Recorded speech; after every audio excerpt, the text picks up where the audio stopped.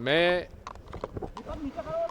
10 साल तक यहाँ मुख्यमंत्री रहा और उस समय जब मुख्यमंत्री रहा तब बाबरी मस्जिद गिरने के बाद दंगा फसाद चला हुआ था और हर हफ्ते 15 दिन में यहाँ दंगा हो जाया करता था। लेकिन 10 साल तक जब तक मैं मुख्यमंत्री रहा हमने एक भी दंगा नहीं होने दिया, और चाहे हिंदू हो चाहे मुसलमान हो, जिसने भड़काने का प्रयास किया, जिसने भी धार्मिक उन्माद फैलाने का प्रयास किया, उसके खिलाफ मैंने कार्रवाई की। और इसी के लिए मैंने मध्य प्रदेश से student Islamic movement of India और बजरंग दल दोनों को बैन करने के लिए केंद्र सरकार को सिफारिश की थी। आज मुझे इस बात का दुख है कि जिस प्रकार से आज ये घटनाएं हो रही हैं और भगवान राम के मंदिर के निर्माण के लिए चंदा उगाने के लिए मोहल्लों में हथियार, लाठी, तलवार, भड़काने वाले नारे लगाकर और विशेषकर टारगेट किया जा रहा है मुस्लिम मोहल्लों को, मैं इसका विरोध करता हूं। पहली बात तो यह है कि केंद्र सरकार ने शासन की ओर से सुप्रीम कोर्ट के निर्देशानुसार राम मंदिर निर्माण न्यास का गठन किया है, जिसके अध्यक्ष आदरणीय सम्माननीय हमारे महंत नित्य गोपाल दास जी हैं। तो मैं जो लोग चंदा वसूली कर रहे हैं राम मंदिर निर्माण का, उनसे पूछना चाहता हूं, क्या आपको किसी ने अधिकृत किया है? क्या किसी ने आपको रसीदें दी हैं चंदा उगाने के लिए, या केवल आप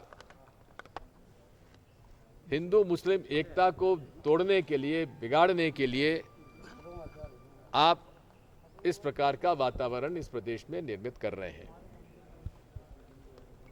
मैं एक डिवोट हिंदू हूं, प्रैक्टिसिंग हिंदू हूं, और भाजपा के जितने भी बड़े नेता हैं उनसे मैं दावे के साथ कह सकता हूं कि बेहतर हिंदू हूं। सनातन धर्म सर्वधर्म समभाव में विश्वास रखता है, वासुदेव कुटुंबकम में विश्वास रखता है।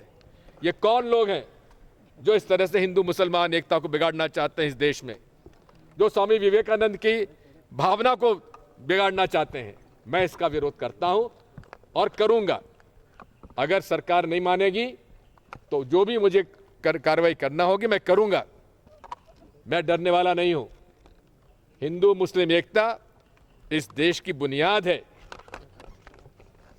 इस देश की आजादी में हिंदू और मुसलमानों ने मिलकर आजादी की लड़ाई लड़ी थी। आज वो लोग जिन्होंने आजादी की लड़ाई में भाग तक नहीं लिया, इस देश का माहौल बिगाड़ने चले हैं, हम उसको कामयाब नहीं होने देंगे। सर, ज्ञापन में क्या कहा है आज आपने? ज्ञापन उज्जैन, मंदसौर, इंदौर की घटनाओं की पूरी जांच होना चाहिए और प्रशासन को, कलेक्टर और एसपी को जवाबदार ठहराना चाहिए कि उन्होंने इजाजत कैसे दे दी। अजीब सी घटना है। जिनके घर जलाए जा रहे हैं, जिनके ट्रैक्टर और गाड़ियां तोड़ी जा रही हैं, जिनको गोली मारी जा रही है, उनके ही खिलाफ मुकदमा दायर हो रहा है। ये कौन सा न्याय है? हम मांग करते हैं कि retired DG, retired chief secretary कोई ऐसे हों जो कि पूरी निष्पक्षता जिनकी प्रमाणित हो, ऐसे लोगों को इस पूरे 3 घटनाओं की जांच करना देना चाहिए।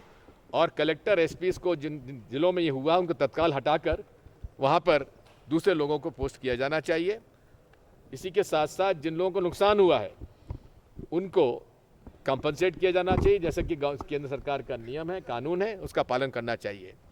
मैं आगाह कर देना चाहता हूं, जितने भी IAS IPS अफसर हैं वो संविधान से जुड़े हुए हैं, किसी पार्टी के गुलाम नहीं है। और जिस तरह से संविधान का मखौल उड़ाया जा रहा है, नियम और कानून का मखौल उड़ाया जा रहा है, हम इसका विरोध करते हैं। भारत का संविधान ही की शपथ मुख्यमंत्री जी आप लेते हैं, मंत्री जी आप लेते हैं, और IPS अफसर भी उसके शपथ और उसके नियम और कानून के अंतर्गत काम से बंधे हुए हैं। उससे हटकर आप कोई भारतीय जनता पार्टी या कांग्रेस के गुलाम नहीं है। इस बात को मैंने आगाह किया है।